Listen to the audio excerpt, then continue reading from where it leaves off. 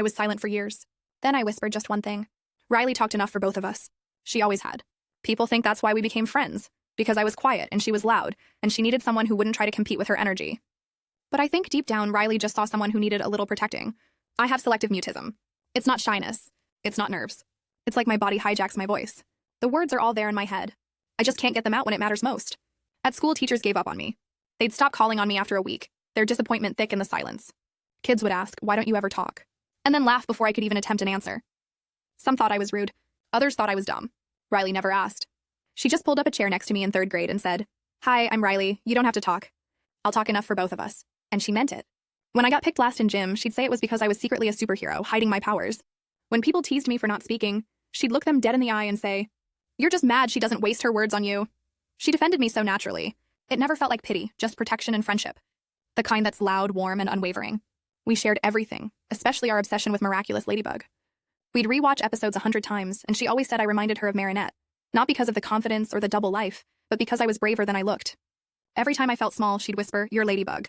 You just don't know it yet." I did know one thing, though. I wanted to say something back, something real, something she'd remember. So for her 15th birthday, I built her something by hand. I didn't tell her.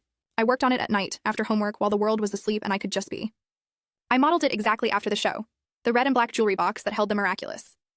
I studied reference photos, painted the swirls just right, carved each drawer to match the ones that held the powers. But instead of charms inside, I filled them with things from our world. A tiny picture of us from 6th grade, folded into a heart. A handmade mini version of the scarf she gave me when mine was lost. A red paper note that said, "Your powers, loyalty, laughter, and being the best person I know." The final drawer held a ladybug necklace I bought with months of saved allowance, and taped beneath it was a folded note that simply read, "Open with me." That night, I barely slept. My palms were sweaty at the party. I waited until everyone had gone home and it was just us, sitting cross-legged on her floor like we had since forever. I handed her the box in silence.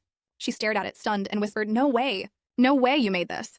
Her fingers traced every inch like she couldn't believe it was real. She opened the drawers one by one, tears starting to rim her eyes. Then she got to the necklace, read the note. "Open with me," she said softly. I nodded. I reached for the necklace, unlatched it, and held it up with shaking hands. My throat felt like it was closing.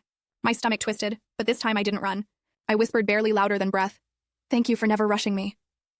Riley froze. Her hands covered her mouth. Her eyes went wide and then filled completely. "You just spoke," she said.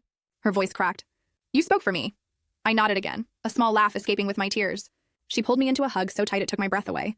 "You're Ladybug," she whispered into my hair. I cried then, not because I was scared, but because I finally felt free.